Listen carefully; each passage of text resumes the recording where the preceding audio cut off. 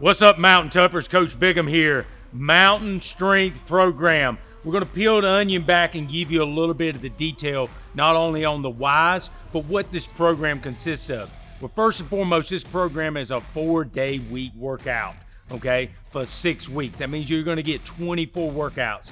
Out of those 24 workouts, each week you're going to have 2 upper and 2 lower. That's for your primary exercises. You're still going to get some full body workouts in. You're still going to get some core workouts, but it's not an individual. It's part of either a circuit or part of a series. Understand, Mountain Toughers, you've always done 5- and 6-day week programs. This is the first program within the Mountain Tough community that only has 4 days program. So what does that mean for these other days? Well, it allows you to lean on your areas that you really like to do, the areas that you're strong at, the areas that you want to incorporate. So if you're an endurance athlete that likes to get on a bike, rock and roll, you can continue to do that. Just remember, if you're doing a lot of endurance with the lower half, I would recommend more intervals during this entire 6-week block. If you stay in an interval type phase, you're going to align with the strength program. That means you're not going to take away from your strength. If you go out and do,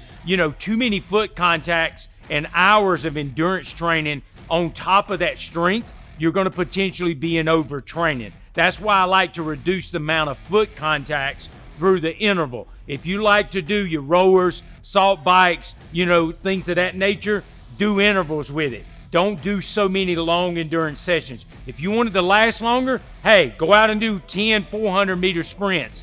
Go in here and do, 10 250-meter or 500-meter rows. Allow yourself to still focus on that interval base. It's going to align with the strength, and it's going to allow you to maximize this program because the program is designed to increase your strength capacity, to increase your baseline strength, to raise the volume up just a notch, okay? Because at the end of the day, we want our energy for these hunts to be dedicated for things that's what we call specificity.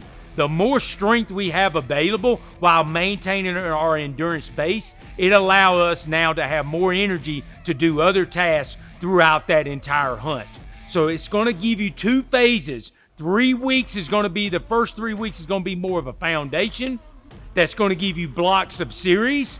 And the next 3-week block within phase 2 is going to allow you to focus on 1 primary exercise and then 1 total body circuit.